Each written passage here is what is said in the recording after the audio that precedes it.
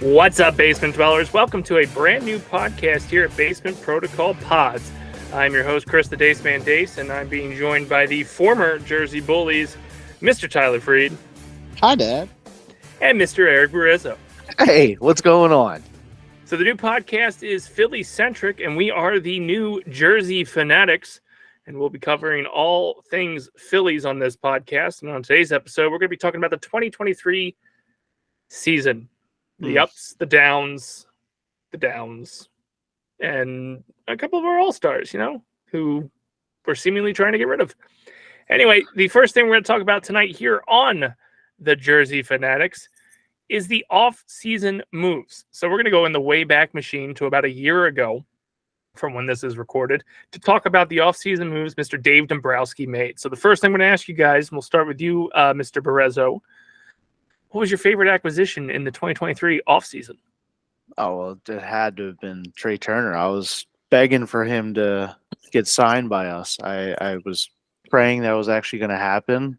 Move Stott over. That's exactly what I wanted to happen. But I guess we can go into why. I got to ask first, would that answer have been different if I asked you before August? Probably. And I actually, in our fantasy baseball league, I traded Trey because he was just not doing anything. And immediately he got that standing ovation, and then all of a sudden he went off. And I think it's because of me trading him and the standing ovation. But yes, that's definitely my favorite acquisition of the year. He didn't start out that way, but he got there, and I had faith. Tyler, what was your favorite acquisition in the 2023 offseason? So I'm going to answer this as in like going into the season, like pre-season. I was actually super excited about the Gregory Soto trade, which obviously kind of fizzled and changed throughout the season. So, but I'll still stick with a bullpen arm. My favorite was Matt Strahm, just going different. I mean, obviously, Trey Turner was the big fish, but if we're going like under the radar, Matt Strahm put in a hell of a lot of innings for us, did a lot of work out of that bullpen, and even had some big moments in the postseason. That Strahm was going to be my pick. He was a starter for us at the beginning of the season when we were trying to find a starter, and then ended up closing for us towards the end of the season. So the man did it all, and he has awesome hair.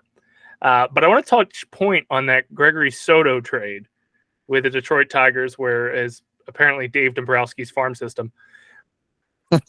How did you feel on that deal? Did we win with Soto and Clemens, or did we lose by losing Maton and Vierling?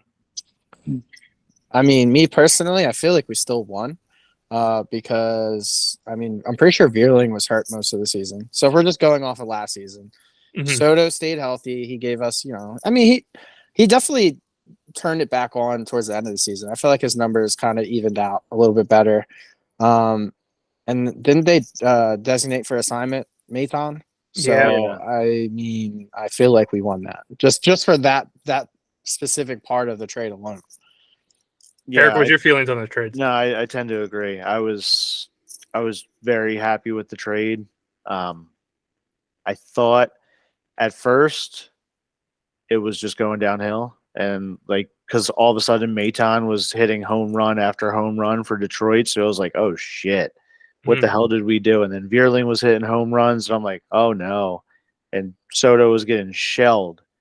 And then all of a sudden, we had our pitching coach actually have a meeting with him, and he went over some new grips for the ball, which is very weird for a professional to be able to get fine-tuned during the season, and basically helped him. So all of a sudden, he started looking better and better and better, but just like the rest of the bullpen happens, everyone started running out of gas.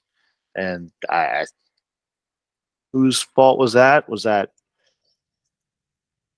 It's Aaron Nolt's fault, you could say it. If we're getting into whose fault that was, I definitely feel like Topper's got to take a lot of the blame, the way he managed the bullpen, especially towards the end of the season.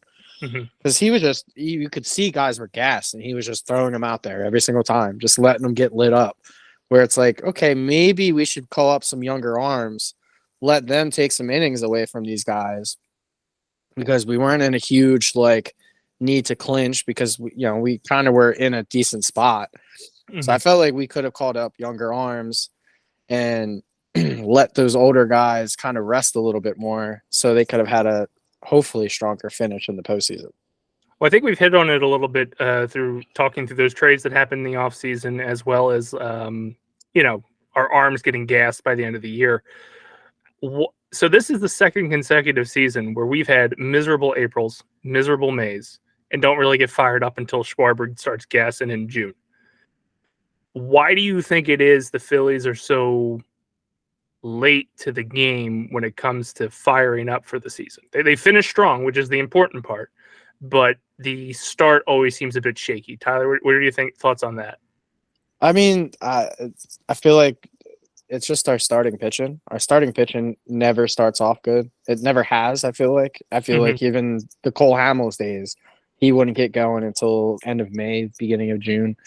So when starting pitching kind of sucks, then the whole rest of the team doesn't really get the flow going to them. Sure. Eric, what are your thoughts on the slow starts? I think it has everything to do with Topper fucking up the spring training. I think he doesn't have the lineup really set until the end of spring training. Most of your teams, if you're watching the games, like the Yankees, for example, everyone always is, oh, Yankees, Yankees, Yankees. Well, they start out spring training with majority of their starters in the position that they're going to be in come the start of the season. So obviously they missed the playoffs, and that's not really a good example, but like that's what they're doing is they're starting with their starters. They're going with what their lineup is going to be. They're not having the fucking Carlos De La Cruz, who isn't even going to sniff AAA, as your starting first baseman. Obviously, we know that Rhys Hoskins went down, so that was god awful. But to be able to have a more consistent lineup and to know exactly where people are going to bat. I know it's the first week of spring training, and Bryce Harper doesn't show up for like a month into the spring training to begin with. And Trey Turner was signed a little later, and he didn't come in for the first 2 weeks. But still, like, everyone needs their routine. And so all of a sudden, you're getting thrown into the regular season for the first month, and now everyone's like, oh shit, here's where I'm going to be at. Like, I think it just takes us too long, and spring training actually matters more than what Topper tends to do. So to kind of go off of that, I mean, you can't really go off of this past spring training because one, Bryce Harper coming in late. I mean, he wasn't playing until June, so he wasn't doing much. Then you had Trey, JT, Schwarber, Ranger. You had all these Soto. You had all these guys going off to the World Baseball Classic. Yeah. So I mean, that's true. If we're going off of just this past spring training, I get what you're saying. I completely understand. I do think he needs to. But this has been the only spring training Topper has actually been in charge for. So I feel like last year was kind of hard when you have all these guys coming in and out, and then we got them for like a week at the end of spring training. Yeah, I forgot about the WBC. Good point. But even still, yeah, it's rough. Like they're in there, and then they're coming back over here expecting to do this and that, and they're sat for 3-4 games in order to get acclimated with spring training. Like, you're just in the World Baseball Classic. I think you can jump right in. So to piggyback on the World Baseball Classic, kind of taking some people, winding them a bit. Ranger ended up getting hurt, so he didn't start on time. He had whatever the hell was going on with his arm, or depression, or whatever it was. And then you had Rhys obviously blow his ACL a week before opening day. Do you think that the guys were kind of also spent between the World Baseball Classic and for the first time really going deep into the postseason? So like their rest wasn't normal rest per se? I'm not going to say that the postseason really. I mean, it might affect some of the, I guess, the starters like Wheeler and Nola. But I mean, I don't know. No one like Schwarber should have been, complaining about, batting for an extra couple of weeks. Like, I don't really think that really had anything to do with it last season. I think a lot of it was the World Baseball Classic. They all kind of, you go from such like intense games to kind of, you're in the beginning of a MLB season that doesn't really matter because they know what they did last year, Mhm. where they could turn it on in June and still make it to the playoffs and be perfectly fine with that. I think there's something else that has to be changed though. I don't know what, but just to see your hitters basically running out of gas too at the end of the year, like in the postseason. Like Alec Boehm looked gassed. Bryson Stott again. He was terrible in 2022 World Series, and he was. I don't want to say worse because he couldn't go worse than what that was, but he was basically just above that, like almost on par with what he was then. Obviously So he had more hits, but there's got to be something that they can do in order to make sure that they have energy and they have the drive or whatever you want to call it in order to be able to get up Longevity. and yeah, because it's they just to be able to show that was just rough. they need more depth is what they need. Like they don't need Jake Cave, who you can't realistically actually go out there and play. I like the guy. Like he's a good, Iron Pig. yeah, Iron Pig. But like Rodolfo Castro being on our bench from the trade deadline, and he played what 3 games? Like there was a Yeah, realistic, like he batted, he had like not 12 at bats, I believe, like Did something. I like don't two know. Like, hits. yeah, It was ridiculous. His stats. It was like a weird egg on your face moment where you couldn't do anything with him. yeah. I mean, you couldn't do anything with him. You couldn't put him out there. So then that's guys like Stott and Turner who got gas at the end of the year. They don't have a replacement. They don't have anyone that come in, middle of September when we finally like have things sort of under control, clinching and getting our postseason, positioning. You didn't have anyone that you could legitimately put out there and be like, oh, we could still probably win a game with this guy out there. Well, it's interesting that some of the names that you guys have brought up really carried the team through the 2023 season, if you think about it. And it was the daycare. Boehm, Stott, Marsh, maybe the most consistent players, given that Harper was out till June. Schwarber plays once a month. JT had like a roller coaster, and Turner didn't find her up until August. And then we lost Nick after the All-Star, where he just kind of faded until the NLDS. So with the daycare kind of carrying the team for the first half of the season, do you feel comfortable with them, their production, and potentially returning to 2024 with them in the same spots? And will they be just as good or not better? Tyler. I mean, I feel like I feel extremely comfortable. Like I honestly believe Bryson Stott is, kind of, I don't want to say like the future face of the Phillies, but like he's a guy like Chase Utley. Like he's gonna be in there. He's gonna grind out at bats. He's gonna fight. He's gonna be consistently good I shouldn't even say good, great at defense. And I don't know.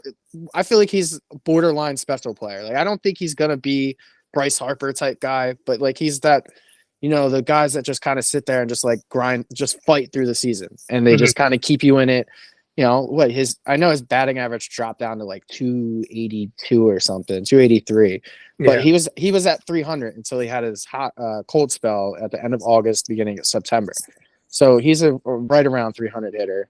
Brandon Marsh, I mean, we'll see what his future is with the team.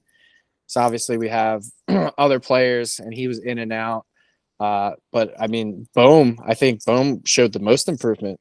The fact that he so drastically got his defense under control at third base, and at the same time was flipping back and forth between first and third all season. I mean, honestly, I was really impressed with seeing those guys. But that it kind of makes sense that those are the guys that kind of fizzled out at the end of the year because they're used to playing until September, and then and that's beginning of September. They're not even used to playing all the way through September because of the minor league schedule. Mm-hmm. Yeah, I have full confidence in him. I think Bryson Stott should have been the Gold Glove winner for second base. He had 100%. he had more stats, better stats in some areas. mind you, they may be all stupid made up stats anymore that aren't really important, but still he had better stats in majority of the categories. So I have no problem with him. I think his offense is going to come just like it did for Bohm this year. Same thing for Bohm. No worries at all at him third base. If he has to go back over at first base sometimes, that's fine. Like, give Bryce Harper a break. I understand that. Marsh, I have no issues with him out there. I think he's going to actually be moving to left field, though. I think we're going to get a center fielder. I don't know who it's going to be, but I feel At like what cost? yeah, and it could be Marsh, it could be Pache, it could be Rojas, one of those three. But it's definitely going to be a different center fielder, is what I'm thinking. Just to be able to get that right-handed bat, because you're losing it with Reese, because more than likely he's not coming back, since Dombrowski basically said he's not coming back. But to go back to Rodolfo, I was just looking at his stats. He had 30 at bats for the Phillies and only had 3 hits in 30 at bats. We have brought his name up way too much. Yeah, I For know, these- but for this podcast. I wanted to see how many at bats he actually had, just to see how brutal it truly was, and it was just awful. Like 0 for 4 games almost on a consistent basis. And he had 2 walks, so it's not like he did so much better at the plate, like he was seeing the balls. But anyway, so yeah, they sent him down to, they designated him for assignment to go to Clearwater in order to get better, to more. He needs to get better. Yeah, but I don't think that's possible with him. So it's going to be interesting. We also didn't think it was going to be possible for Pache to get better either. And then all of a sudden he came out like a freaking bullet out of a gun and was destroying shit. And then he got hurt. So that kind of backfired on us pretty good too. But I think all 3 of the daycare members, I think they're all going to be fine. I have no worries about them. I think with them going to the NLCS and this year, and also the World Series last year, they're getting more used to more playing time. Mm-hmm. So I feel like that's not going to be an issue this year. I also think that when you have a set position too, with Bryce actually being back and allegedly right now as your first baseman, I think you're going to have more set positions instead of Bohm jumping from third to first, instead of Marsh going from center to left, instead of all the outfielders just switching constantly and Schwarber being DH and this and that. Like, you didn't know where they were going the next day. I'm a big fan that you said allegedly, because I still don't believe Bryce Harper is our first baseman. Yeah, I don't agree either. I think that I don't know. I think he's way too good in the field in order to take him out. Well, you guys kind of bring up an interesting point. With Bryce, unfortunately, for the last 2 years, has not been playing the positions we had expected him to play. DHing for most of 2022, and DH and first base for 2023.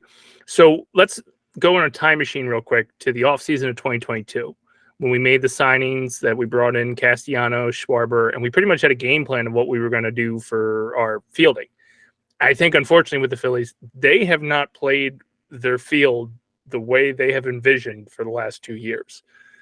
Do you think, and I know you said allegedly Bryce playing first, but let's just assume he's playing first in 2024. Topper walks into the 2024 season with a set lineup and everyday positioning, and not have to have Alec jump from third to first, or Schwarber have to play fucking left field again. What do you think, Eric? Do you think we're going to have a more stable lineup when it comes to fielding? That's what he says he wants to do. Mm-hmm. That's every single press conference from spring training to the playoffs is, I want to be able to know that I have 1 through 8 consistent basis. Obviously, your 9th is your pitcher, so it doesn't matter. But 1 through 8 is steady. Yeah. So I think if you give him the right pieces, and they actually hit, because Trey Turner was your leadoff hitter. That's how it was supposed to happen. Everyone knows that. That's exactly what was supposed to happen. And then all of a sudden, he couldn't fucking hit. So what are you going to do then? Do you put Schwarber back there and you start winning games and then wait for Trey to hopefully turn it on? And that's what he did, but just took until August, and you're not going to change anything in August. So unfortunately, it took too long. But I think every single day, besides your players getting a day off, JT getting a day off, and Bryce getting a day off, so on and so forth, I think you're going to have your consistent 1 through 8. And it may not be the first month of the season, but I'd say by June, you have your consistent 1 through 8. And I think you'll be able to see what everyone can do by then. I mean, that. obviously Topper wants to come in and have his 1 through 8, but I mean, unfortunately, we just haven't had that because of Bryce's injury. Other guys going in and out of the lineup.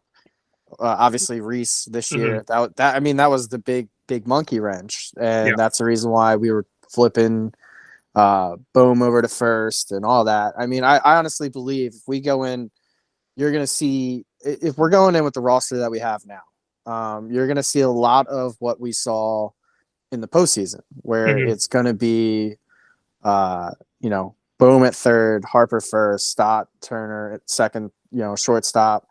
And then you're going to see Nick Castellanos, right field. Left field will probably be Marsh one way or another. And then you'll have Pache or Rojas coming in center, whoever wins that position in the offseason. I mean, who knows? Maybe the dark horse Crawford, maybe he shows some life and pops up and gets a little playing time. Who knows? But, I mean, obviously you think that the consistency should be there. And I feel like he would be very consistent if he had the consistent players. I think that his random ass lineups were just him all season trying to figure out what worked best. And unfortunately, the time he decided to put Schwarber in the leadoff spot happened to be right when Schwarber decides to get hot anyway. So I don't feel like it's a good tall tale sign that it's necessarily him being in the leadoff rather than it just being fucking June. Yeah. That's fair. So let's take it into June, July area as we go to the All-Star break. The Phillies had 2 All-Stars, one who was named Nick Castellanos, and I think Kimbrel came in because somebody left. Correct. Yeah. Off the roster. Obviously, Kimbrel's not a name that you want to say in Philadelphia right now based on what happened in Arizona. But how do you feel about Nick Castellanos having a bounce-back year to make the All-Star game after being what many probably considered a dud in 2022? Tyler? I was so excited that Castellanos was having the year that he was having. Like he was, he's batting, he was over 300. He was top 5 in the league in extra base hits, RBIs, home runs. Like he was killing it. Like I honestly thought, if he kept the pace up, he could have been in MVP consideration. That's how well I thought, he was doing. But obviously, he fizzled out after the All-Star break, which I feel like happens to so many players. If you're not on that upper echelon, like an Acuna or someone like that, like you're going to fizzle out after the All-Star break, I feel like. And I felt like Castellanos was definitely well deserving. And even Kimbrel at that point in the season was deserving of, the All-Star consideration. Yeah, I think at that point he had no blown saves, right? Yeah, no blown saves. I think he had 12. Yeah, and he ended up with like 20 for 20 by August, and then all of a sudden started. He ran out of gas. Yeah, because all of a sudden you're asking him to pitch way too often. And a lot, because his pitch counts were getting up there towards the end of it. I mean, the All-Star game, he threw, 25 pitches to close that? Yeah. I think what the other problem, too, with that is the bullpen arms that you were asking to come in there and help out. Like, you acquired Dylan Covey. He was fucking awful. He was we should never say again. Yeah, him and Castro were probably your 2 at worst acquisitions, and somehow they remained on the roster the whole entire year. And then at the end of the season, Dylan got put on like phantom injury out of nowhere. And then Rodolfo got sent down to the Clearwater before the playoffs, and you brought up Ryan Kirkering, which was an amazing thing. But sorry, tangent. No, But I mean you make a point with Covey. He ended up having like decent stats just because they played him so few. yeah, because he But you knew wasn't. he was just fucking terrible if you gave him a little runway. Yeah, and he was supposed to be kind of not really your bridge, but sort of your bridge because Alvarado was hurt for a little bit. So you had to have somebody to get to Kimbrel and or somebody to be able to take the place of Kimbrel when Kimbrel wasn't available. And Mhm. you just used Kimbrel way too much. And but he deserved to be the All-Star in the All-Star game and everything. He so did Castellanos. It was fantastic to see. Everyone ended up loving him this year up until Arizona series, and then the Arizona series kind of killed off a lot of momentum for a lot of players. But he deserved to be in the All Star game too.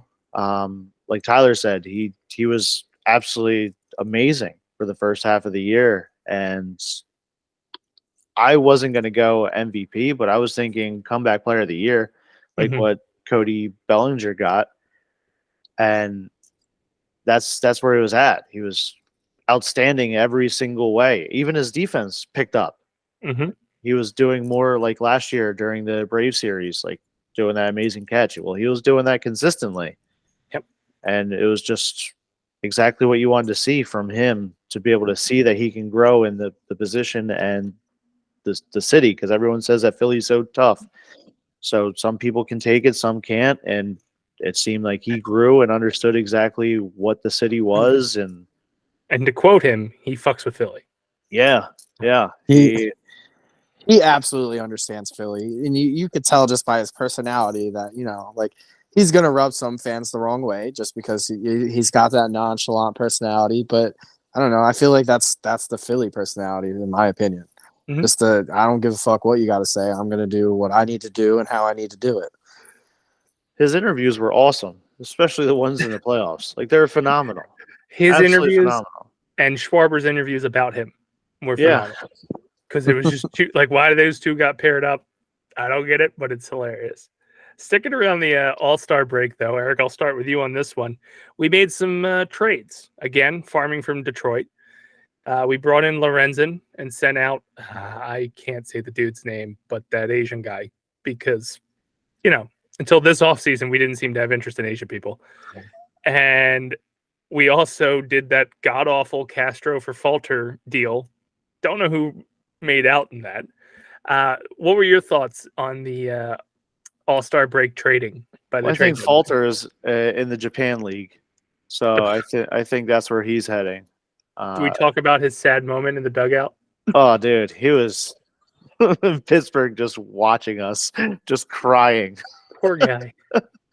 But I definitely, I can't even say like one of the it was a good trade or not because Rudolfo sucked and Falter sucked. Like Falter gave us good stuff, and you want to say that Lorenzen was a great trade because he gave us the no hitter.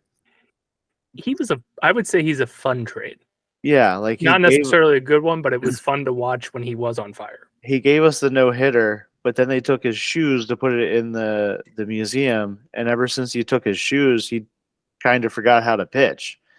So I don't know what happened after that, but yeah, that was definitely a better trade for us because we got the no hitter, but you didn't see him. You also didn't see Taiwan Walker in the playoffs. Neither It, of them. it was an absolutely terrible trade deadline. We didn't get one person that contributed to the postseason, and that's what you do at the trade deadline. Like Dombrowski failed the Phillies at the trade deadline. I understand, you don't need to go out and get this big fish, but okay, Arizona, they went out and got Paul Sewald. What did he do against us? He closed everything out. Like he didn't have a bad inning in the postseason. They went out and got Tommy Pham, Yeah. who he had a big home run that basically started the whole NOLA thing. That's what you need to do. If you think about years past, or Phillies in 08, they went out and got Matt Stairs. He hits a huge home run. You need those guys to be able to come off the bench that you trade it for, or that are having a good year. And I didn't expect any of those guys to be back, but you get them. They contribute that season for you, and then you say thank you, and that's it. Like Lorenzen, cool. He gave us a cool moment in the middle of August. Great, wonderful. But like, what is that no hitter going to do for us in October? Yeah, when he went and blew all his innings in the first 2 games you played him. Yeah, and Rodolfo, he was what? He's for the future. They were trading him basically just to have him around as a depth piece, kind of like they did with Sosa. But I mean, at least Sosa could contribute. Like he was contributing last postseason. That's what I'm saying. That was a good trade deadline. You got someone that was able to contribute and help you throughout the season. They needed a bullpen piece bad because, like we said, the end of their bullpen was gassed at the end of the season. So if you go out and get a Paul Sewald, who hadn't been used that much by the Mariners because they weren't really that great at the beginning of the season, then I feel like the back end of that bullpen could have been much different. You could have had Kimbrel could have been, if you didn't keep having to use him in high leverage, he could have been in much better shape come October. Alvarado having to basically rush back from injury and jump right into all the high leverage situations. I mean, he still had a great postseason. I'm not really going to argue with him, but to me that was the most aggravating thing in watching the postseason because they kept mentioning in the Arizona, oh yeah, the Diamondbacks went out and got this guy at the trade deadline, or they went and got this guy, and then you'd hear other games. Was it the Rangers? They went out and got Montgomery, didn't they? Didn't they trade for him at the trade deadline? Yeah. And he absolutely basically won them the World Series. So like that's what you need to do. The trade deadline is such a huge piece to a World Series winning team. And they got Scherzer too. Yeah, not that he helped him out, but it wasn't a huge help. But yeah, like we were rumored to go after Pham, but then all of a sudden you saw like reports of he's a bad locker room guy and this and that. Like so, then all of a sudden the Phillies like dropped off of that. I hate the whole bad locker room guy because it doesn't matter if you have a good locker room. Agreed. Like if you have, and I feel like we do, we have the structure between Harper, Schwarber, even Reese while he was here, and even Nick Castellanos. I feel like he's a kind of guy that just like he'll put someone in their place if he needs to. When you have strong figured guys, I don't think a person like Tommy Pham is really going to disrupt that. I think he's going to come in and he doesn't have anything to go like.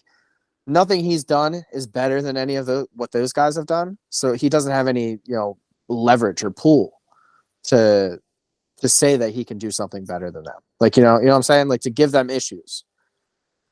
But yeah, that's, and I kind of feel like the reason why we had such a bad trade deadline was because Dombrowski thought everyone was going to come back around then.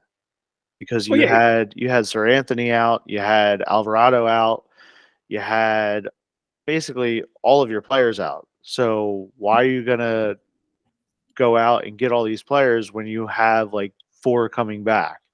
And I think that was his problem, is that they were gonna come back, but you didn't know if they were gonna be good or not. So you're kind of putting all your chips in basically them getting better after injury. And to your point, you look at this team on paper, why would you sell the farm halfway through if that team was coming back? Granted, the inconsistencies that happens with this team is kind of rough, but you look at a paper, who are you going to move? Like, you should be good in a way. In my opinion, though, I mean, you saw from the beginning of before Sir Anthony's injury that he wasn't consistent this season. He just didn't have it. Alvarado, I mean, he came back and pitched really well, but he wasn't pitching great to begin the season. And I get it. Like you look at it and you go, oh, these guys should come back and they should, return to form because this is what we have them for. But you also need to have that. Well, what if they don't? What if they can't get back from this injury and this injury lingers longer? And I feel like that's where, a trade piece. And I don't really think Seattle or Arizona gave up a whole lot in their farm system for Sewald. I don't remember what that trade was, but I don't think it was a huge trade. And I agree. Like it wasn't huge who they gave up. And it obviously worked for them because they got to the World Series. So if it works and gets you to the World Series or wins the World Series, what does it matter? So the Mariners received utility player Josh Rojas, outfielder Dominic Canzone, and infielder Ryan Bliss for Paul Sewald. Which I Um, don't which know I who think those three people are. I think one of them was in like the top 25 for the prospects. Just one though. So the other two were lower minor prospects. So you had one that was higher level, and I think that was the first name that you read. But yeah, like it's exactly what Tyler said. It wasn't a good trade deadline, but you had we're talking about moments, good moments that we had from the 2023 season, and that was a good moment. And that was like when Nick Castellanos had multiple home runs too. Uh, it was a good game, fun times, and there was definitely a lot of fun games that were kind of ruined by Kimbrel going back to the All-Star game too. So, like especially with Harper hitting his milestone home run, and it was like, Yeah, oh shit, 300. we're gonna win this game. This is awesome. It was a come from behind, and then Kimbrel came in and completely blew it, and we lost. We're going to shift gears. We got two topics left before we close out our premiere episode. And that one first topic is a sensitive topic. It's a sore topic. We are about a month and a half removed, but we're going to talk about the postseason. So the first Nope. question I got for you guys, and Tyler, I'll start with you since you said nope, Eric. Do you think the top wild card spot improved our postseason or hurt it? I don't really think it did much to it. I mean, I think it improved it. It definitely gave, uh, the home fans more. Like, I feel like that was the cool thing, being able to go to those games, and it was in Philly. So, I mean, I'll say that having the top wild cards, improved our postseason. I don't think it really hurt it, because it gave us, the best chance to win. That's definitely it. Definitely didn't hurt us. Yeah, you had the harder route was the route that we took. I think if we played the Dodgers, we would have got past them, no issues at all. Um, I feared the Braves. I thought there was a harder matchup, and I thought See, we I thought we looked good about. Oh my God, we looked good against them. They kind of came in that they were not like scared to play the Phillies, but they really seemed like they were scared to play us. that's why I wasn't scared of the Braves. Like, that's why, like, to me, I almost feared the Dodgers more than the Braves, just because I knew the Braves had it in the back of their head that we completely destroyed them last postseason. Like they had to get over that hump. Like, we were the monkey on their back. That, they could do all they wanted in the regular season. They can have these record-setting, wins, home runs, all this other crap, but it didn't matter until they beat us in the postseason, and they didn't do it because they're all fucking suck balls. And it was just amazing to beat the Braves because of their manager Snitker saying, "You're gonna get to hold that World Series. This is your time this year." Like, dude, it was so nice to beat you just because you're an asshole. Like, it was fantastic. But like I was texting Dace the whole entire time before the playoffs, and I'm like, I don't want to play the Diamondbacks. I was so afraid of the Diamondbacks, and it proved me right. Not well, I guess not really, because I think we lost that series more than they won it. But 100%. still, I was more worried about their matchups, and it was just because they were just young and hungry, and just they were like us last year. Just you got in it and see what happens, and that's why I like was texting with Dace, and I'm like, dude, I don't want to play the Diamondbacks. This isn't going to go well. And then we went up 2 games against them, and I'm like, all right, we got this in the bag. This is probably going to go 5 games, and they'll win one, or they'll win one out in Arizona, and we'll take the other 2 in Arizona. Everything will be fine, or we'll come back to Philly and win it then in 6. Everything will be fine. And then obviously it did not go well. So the sad trend that Phillies have had, if you look back at their 08 World Series win, they hit the top of the mountain. And then every year after that, they got to the level before it and failed. And it just kept going downhill until that drought. Do you think 2024 is destined for that? No. Okay. No, I honestly think they're going to make it back to the World Series. I don't care how good any of the other teams get. I don't care where my boy Yoshi goes. I'm hoping that he comes to well, yeah, but I'm praying he comes to the Phillies, but if he doesn't, it's going to be the Giants and or Shohei is going to go to the Giants, but is one or two players going to get them over the hump too and get past the Dodgers or get past the Diamondbacks or even the Padres, depending on what the Padres do with selling Soto and everyone. So like there's nobody that in the NL that I'm afraid of. I'm more afraid of what the AL is going to do because the Rangers have their pitchers lined up and signed. Just Montgomery is the only free agent. I think everyone else is basically on the team, so they're good. They're bringing everyone back. But I honestly think we make it back to the World Series. I'm hoping that Dombrowski has something up his sleeve in order to get us one more pitcher and get us that right-handed bat. But I also think something big is coming because it's very quiet. It's too quiet. And next week starts the winter meetings, so it's going to be coming very fast. Hopefully. Tyler, what are your thoughts? 2024 postseason, how are we going to do? Man, like I'm still in that kind of we got burned this year phase. Now, I don't think it's going to be like it was back in 08, 09, 2010, where they kind of kept decreasing round by round. I definitely believe we get back to, the championship series. It just depends on the next couple moves. I think pitching is a big thing. We obviously haven't done anything with our bullpen yet. So there's got to be moves had there. And that's really what's going to kind of make or break it with me. I mean, this is definitely it's what I said for 2023 and why I was so pissed off. It's a championship or bust team. The way it's constructed right now, and honestly, until Castellanos and Schwarber are off the books, it's championship or bust. I mean, we have way too much money in hitters, and now we locked up Nola. We're working on locking up Wheeler for an extension. Like it's all championship or bust because these guys ain't getting any younger.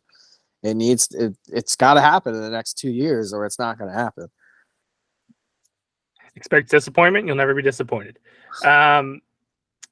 Before we roll into my final topic, to your point, you just mentioned we locked in Nola for 7 years. Well, what do you think though? About what? The postseason? Yeah. Expect disappointment. Never get disappointed. They ain't making the playoffs, and when they win the World Series, they'll be like, "Oh, I'll eat crow. I still get to go celebrate on Broad." We need you there. Talk about free agency real quick before we run through my last topic. We did manage to re-sign Aaron Nola, who has been on record as saying taking less money to stay in Philly. He's got a huge 5 head that I never really noticed with him always wearing a ball cap. First, want to get your thoughts on that signing, and then what your wish list would be, or at least one free agent, if you could bring in. Who would he be? Eric, we'll start with you. I've never seen somebody that was made to wear a baseball hat all day long like Aaron Nola. Like he is meant to only wear a baseball hat, and he should never take it off. His hair is permanently in that position of a ball cap was just on. Yeah, it's pretty insane. I didn't realize, like you said, like that he had the Peyton Manning head, and it was just ginormous. But I was fine with the signing. I didn't really care about the money. I used to bitch and moan every single time, like, "Oh my God, they're getting 175 million. Like, what the hell? What they're not going to do?" I don't care. You drop 175 million on any freaking person. I don't give a shit as long as it brings a championship. I truly don't care anymore. My number one target is Yoshi. I need Yoshi on this team. He's 25 years old. He's won 3 MVPs for the KBO league. He's absolutely outstanding. I hate to say that I've watched so much videos on this dude, like just to research him and see if he's really that good. You're gonna be so mad when he's a Met. Oh, dude, it's gonna kill me. And like he's just phenomenal with what he can do. He seems like he has that confidence and cockiness that could translate well over here. There's also 2 other players that are coming over from the KBO league as well that I would be interested in. Not really as much, but it's a relief pitcher. Can't think of his name right now. Shinoda, I think it is, or that's the Lincoln Park guy. I don't know, but then you also have the other guy.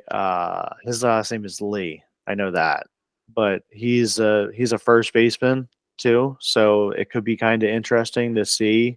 And he's right-handed. He's a right-handed first baseman apparently. Or that could be wrong too, depending on what website I watched or looked at. But if Bryce Harper's not your first baseman of the future, that he's also 24, 25 years old, so he's young and obviously cheaper than what you could get. So, but yeah, Yoshi is number 1, and I will cry tremendously when he's a Yankee or a Giant or a Mariner. He's not going to the Mets. Not going to the Mets. Tyler, what's your thoughts on the Nola signing, and who is your wish list guy? All right. So Aaron Nola, love it. Love it. They could have just thrown any money at him. I don't care. Aaron Nola should, we don't pay the paychecks. I don't really care how much money he's making. Like it's not like, I mean, I guess we kind of do pay the paychecks, but whatever. I'm still going to buy season tickets. Fuck it. Who cares? I love Aaron Nola. 7 years is kind of, I mean, I know you guys say it's too long. I think it's a good amount because I think I like when guys get drafted and they work their way through and they stay with the team, because I think in 7 years Aaron Nola is going to realize I got to retire soon, and then he'll maybe sign like a 1-year deal to be a 5th starter with us and just kind of finish out his career as a Philly, and it's going to be an awesome story, especially after he has multiple World Series rings at that point. So yes, I absolutely love it. My actual wish list guy, and this is pending any other trades the Phillies might do, but would be Cody Bellinger. Eric can vouch, I wanted him so fucking much last offseason because it was such a prove it deal. All right, you could put him out in center field. You could do what they already did, move Marsh to left field, Schwarber to DH. Boom, perfect. And then, wow, Rhys Hoskins went down. You can move him to first base. Like, he is the perfect plug-and-play person. I think it's perfect because it gives, a good center field option because he's not bad defensively. I think he's really good defensively. You could plug and play him at first when you put Harper at DH. And then that's giving you, other guys time out in center field, kind of like, Rojas, if they have him on the roster and they just want to play him a little bit. I think Rojas probably starts the season in AAA. Yep. I think they let him develop a little bit more. He did great up until the postseason. So like I'm not mad with what he did, but I definitely think he goes down to AAA. So I think it's going to be between Pache and Marsh in center field. Like I said, pending other big free potential trades that the Phillies are talking about potentially. He could stay in Los Angeles if it's the one I'm thinking of. Man, like I don't know. Stay there. How do you say no to Mike Trout? Easy. I love Nick Moore. But for 60 games, I can't say yes. I'm sorry. What if there's? See, I grew up down the road. I can't have somebody that grew up down the road making that much in Philly. I don't care where the fuck he grew up. The man is one of the best baseball players to ever walk on onto the field. For 60 games, I'll take 60 games as the best baseball player than fucking Johan Rojas doing absolutely nothing in center field. I'll stare at Rojas. He could stay in LA. Well, guess what? Rojas is still going to be on the roster when Mike Trout's out. So guess what? Winner, winner. All right. He could stay in LA. Don't want him. I personally think all of his injuries are because he doesn't want to fucking play for LA. Like I just feel like he's just like, Oh, this yeah. season's a bust. Fuck it. My hamstring hurts. I'm out. Like, I don't know. I feel like there's a little bit of an injury proneness, and then there's a little bit of I'm not really working hard to get back to the shithole. It's fair. So yeah, I mean, it really does depend on the cost. I think I would be willing. I would be willing to move Nick Castellanos because of his inconsistencies. Even though I love the guy, I really do. He's not one that I want to move, but I would. I would for Mike Trout. That would not at all. That was the Because, only signing I've liked. To me, 60 games of Mike Trout is you're getting his best. You're not really getting like cold streaks, and even his cold streaks aren't really that bad. Where Nick Castellanos gives you 6 hot, he'll give you 60 games hot, but his other 60 games are him fucking striking out to sliders all the way down the fucking dirt. The last 2 years with his cold streaks, Philadelphia games have been a part of those cold streaks. Yet Citizens Bank Park. Well, I mean, there's a lot of hype coming from LA to Philly. I mean, that's West Coast to East Coast. If he's living here and he's just consistently in his bubble, he's fine. He's a Schwarber bust in my book. So what I want to do for our last bit of time here on our first premiere episode is I'm going to run through the 40-man roster, and I want to get a quick snippet of your thoughts on how the player did this year. You didn't say your wish list. My wish list is bullpen. I haven't been keeping up with the bullpen, but I just want bullpen arms. I don't want Hader, but I want bullpen arms. I feel like bullpen's going to be worked around trade. Like I feel like we're going to get a trade for someone in there. That's the Lincoln Park guy, Shinoda. He's a bullpen guy. Other than that, I'm kind of cool with the team that we got. I do think center field could use an upgrade, but you've got 3 young guys there that can easily carry that spot, and I'm okay with that if that's the 9th. You can trade Schwarber. I don't like him. And Nola, I believe he deserves the annual salary. I'll never be happy with pitcher length. The only benefit with Nola getting that length is he's not one of those assholes trying to throw 100 every time. So he can probably go the 7 years without getting too banged up. Whereas like if you gave 7 years to a Alvarado or someone like that, not that Alvarado's a starter, but someone who's consistently trying to throw over 100 and is going to have dead arm in 2 years, not a big fan of that. So the last segment we're going to do here on the show is I'm going to run through the 40-man roster.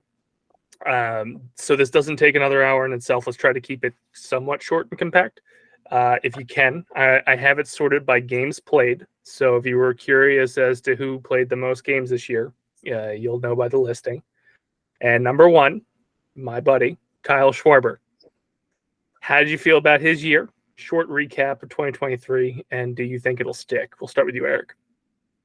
I thought it was a good year, and yeah, I think it will stick because that's who he is. He's not any like.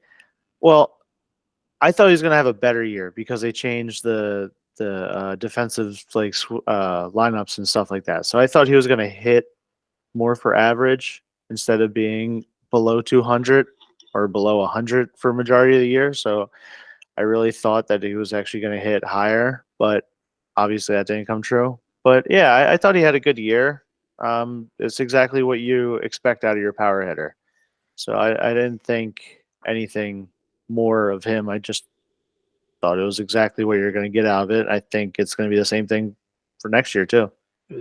Tyler? Shore bomb. Yeah. I mean, he's Schwarber. That's really what you expect, and just get him out of the leadoff spot, and you won't really have the questions that you have about him.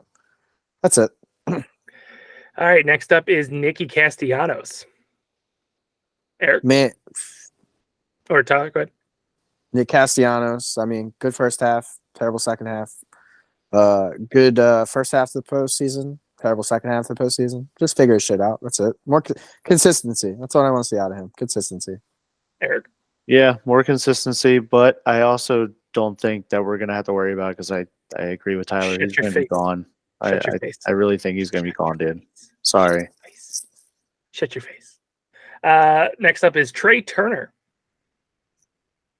Was that I mean, we don't have the World Baseball Classic, so I think he'll be good. And just Eric, don't ever draft him in fantasy baseball. That's it. I'm never gonna do fantasy baseball again. Don't worry, bud. I'll see you next season. But yeah, I thought he had a terrible first half and fantastic second half. I don't think Terrible he could two have. thirds. Yeah, I don't think he could have written a like if you told me that he was going to suck so much for so long, would have never have thought that. So I definitely think he's going to have a lot better year next year. I definitely think he's going to actually be an MVP consideration. That's how good I think he's going to be. Up next is Stotty the Hottie, Mr. Bryson Stott. He's my hero. I have to be careful with him because my wife keeps trying to date him, so it's kind of weird.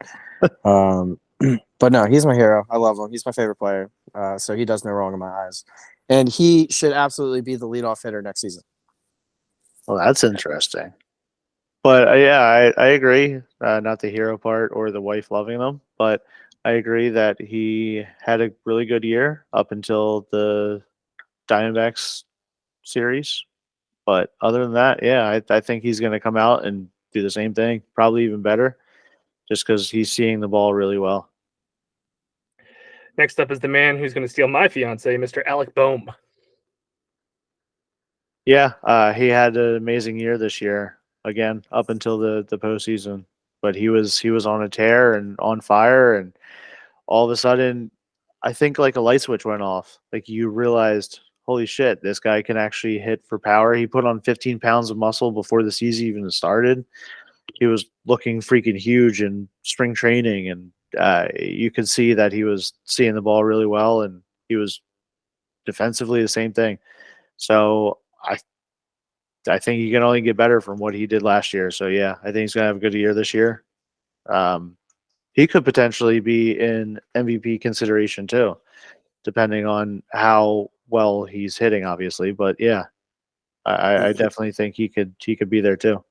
He needs to find his power, like consistent power. Once he finds that, the sky's the limit for Alec Boehm. Yep. He figured out defense. Like he's not going to be a Gold Glover, but he's a suitable third baseman, and I think he did really good. And he was very. I feel like he was a pillar of consistency for this team. Like I feel like he was just always out there. He was always just doing his thing, and like I just feel like he kind of was a lightning rod a little bit for this team. Next up, the best catcher in baseball, JT Realmuto. Dude needs to he needs to figure his shit out. He goes through too many cold stretches at the wrong time. And honestly, I mean, I paid attention to him calling games this year. He's not as good at calling games as I thought he was. I mean, maybe it was just this year, and maybe it was just pitchers kind of shaking him off or whatever. Like you can't always tell, but I don't know. There are some games where I feel like he could have definitely saved his pitchers by calling a better game. So he needs to kind of come back to form. Yeah, kind of to piggyback off that, it kind of seemed like in the press conferences too, they were kind of saying that, like, yeah, we went with this pitch instead of this one. It's like not that they were throwing each other under the bus, but it was kind of throwing each other under the bus. But yeah, he had a shitty year, and they were saying that it had like especially his home and away splits were awful. When he was home, he was downright terrible. He was an automatic out every single time he was up basically at home. It was real rough. And for next year though, you can't get worse, so you have to get better, right? I don't know. Like it's not going to be Garrett Stubbs isn't going to be the takeover. It's going to be JT. So yeah, I definitely think he has to have a better year. It's just statistically impossible. One of the daycare members, Mr. Brandon Marsh. I he had a great year last year. Definitely, I think he's going to have more freedom, especially when it comes to hitting left-handed pitchers. His topper was kind of afraid, or not kind of. He was afraid to play him against left-handed. Yeah.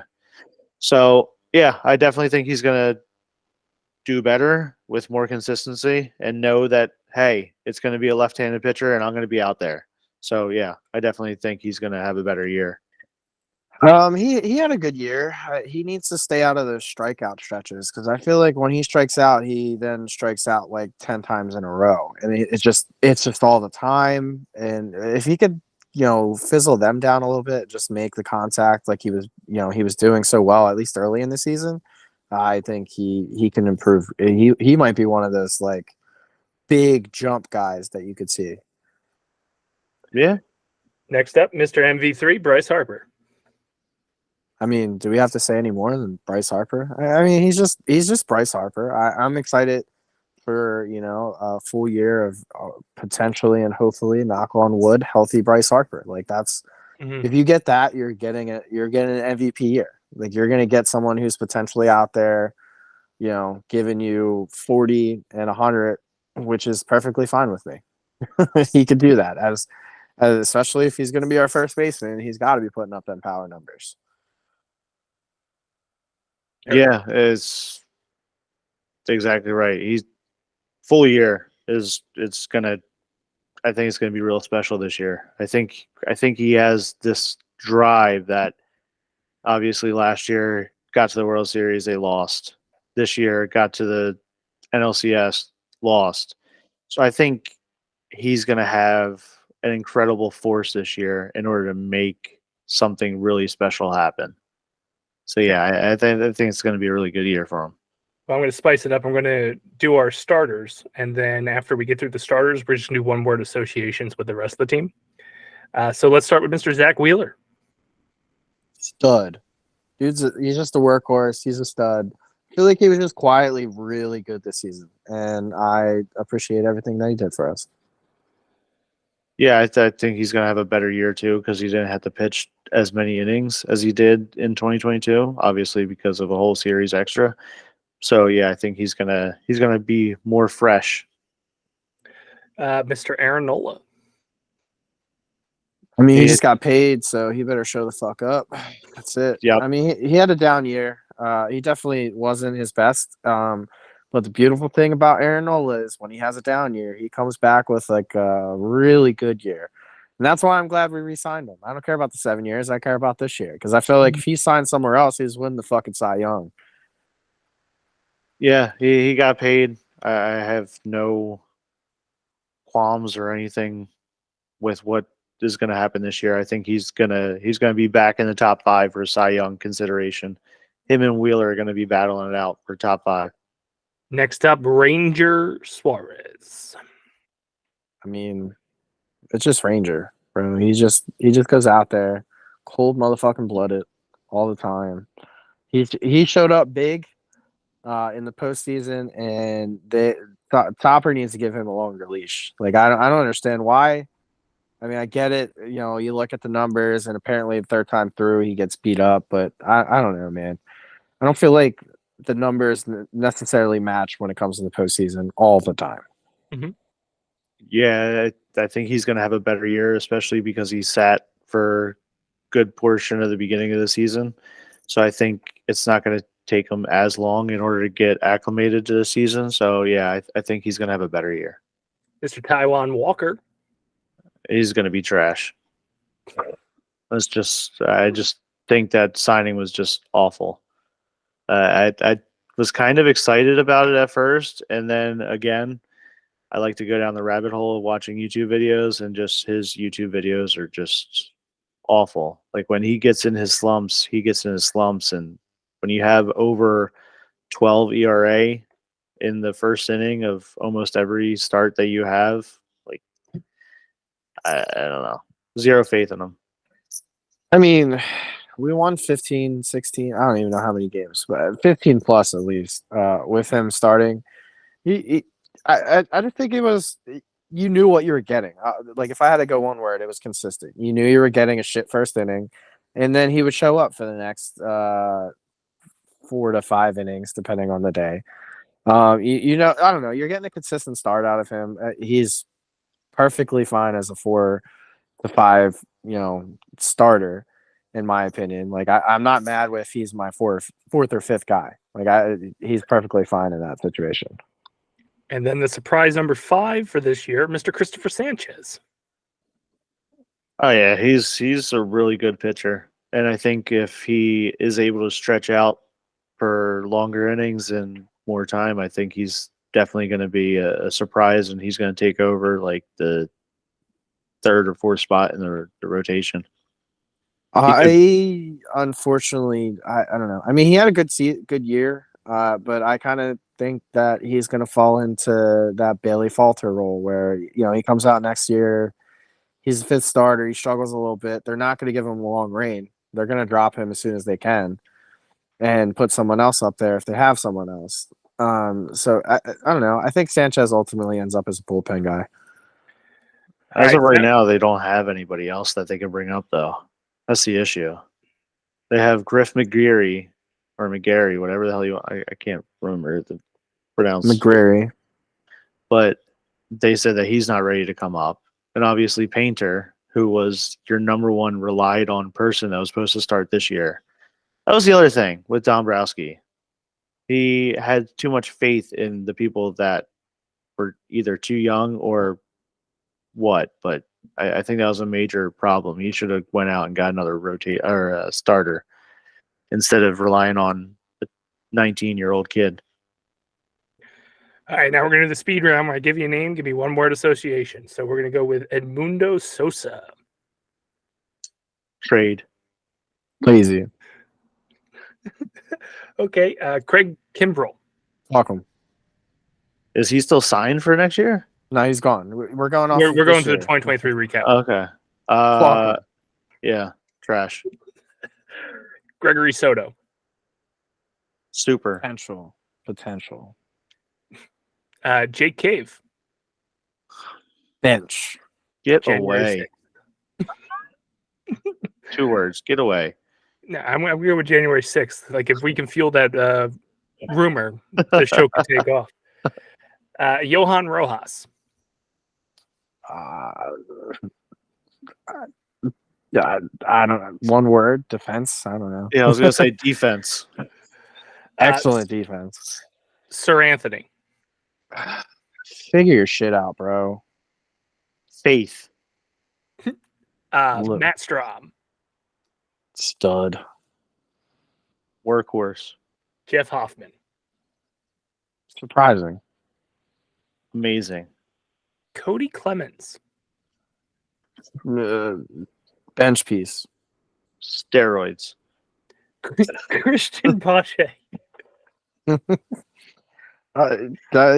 was surprising. Definitely surprising. Jose Alvarado. Necklace. Monkeys. Josh Harrison. Fuck him. Why would you even say his name? He played 41 games. I don't fucking care. That was 40 too many. I should track the guys who say fuck them, and we'll have a tally at the end of this of who's going to go fuck themselves. It's Kimbrel and Josh Harrison, 2 people I didn't want on my team at all. Eric, you got a word for me, or are you going to fuck them too? I said garbage. Okay. Garbage. Garrett Stubbs. Dickhead. Because of the pool comment? Yes. Yep. Yes. Yep. That's it. I was trying to think of a good word because I just can't move on from the all fucking because pool of that comment. pool fucking comment. I don't even want him as my backup catcher anymore. Yeah. Yeah, I'm on that. Alone. Leave the DJ alone. Yeah. Hmm. Junior Marte. Who? Junior? That's just one word. No. Oh, that's your one word. Minuscule. Andrew Vasquez. Fuck him. Again, who? Like I don't remember him at all. Dylan Covey. Oh, Definitely fuck him. Please go back to the Dodgers. Andrew Bellotti. He need more time. Waldo. Like, where was he? Speaking of where was he? Connor Brogdon. Oh yeah, he was like Minors. injured the whole year, right? Minor leagues. He played 27 games for us this year. He was in the minor leagues all year. Definitely better than Dylan Covey. Dalton Guthrie. Goat. Goat? Did we DFA him? Yeah, Yes. DFA. That Yeah. was what my word was going to be. DFA. Mr. Smiles, Derek Hall. Japan. KBO.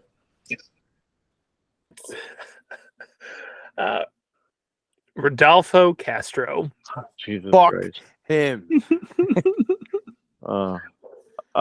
He has nudes on Dombrowski.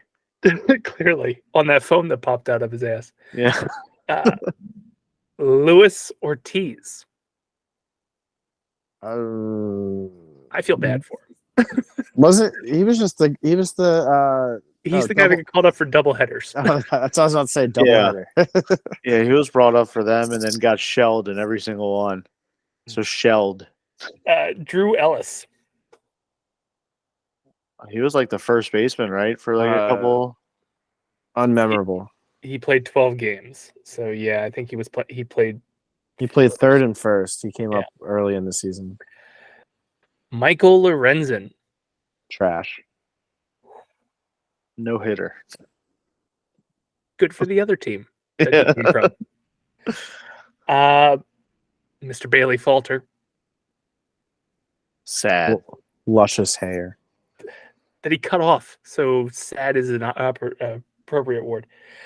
I had so much faith in him being so much better. So that's probably exactly what Tyler said about Sanchez. That's where I'm at with him. Weston Wilson. Future star. Definitely a player. Stud. Ryan Kirkering. Stud. Dad's a bitch. I was going to say No. sad dad was going to be Closer. the association. Future closer. The number one trending phrase during any game in the postseason was, "Oh, his dad cried." Oh yeah. And then they showed his dad every single time he pitched. I felt so bad. Maybe he'll cry again. His son's getting lit up. Is he crying? Could you imagine as a grown ass man, he's probably cried twice in his life and he gets fucking bashed for the one time. McKinley Moore. Who? Exactly. McKinley Moore. He played 3 games. And he got shelled too in those 3 games.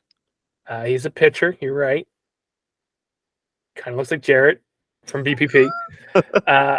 I fucked up my list. I shouldn't have clicked this thing. Oh. Okay, we're back. Nick Nelson. I forgot about him. Played 1 game.